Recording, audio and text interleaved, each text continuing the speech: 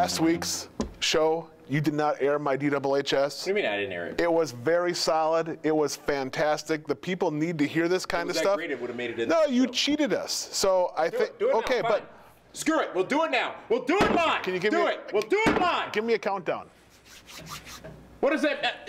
I need a countdown. To count us out? No, I need a countdown. To play us out? Forget it. John Cena was brought back to WWE TV to save the company. For the last 3 pay-per-views, the creative minds gave Daniel Bryan the opportunity to become the face of the WWE. 3 straight pay-per-view main events, and all 3 fell short of expectations. SmackDown house shows and TV taping attendance have also fallen. So the WWE decides to bring back the real face of the company and also make him the SmackDown brand leader.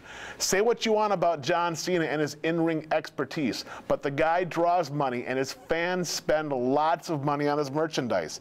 As much as some of you wanted to see him go away, even more of you celebrated his return and bought the t-shirt.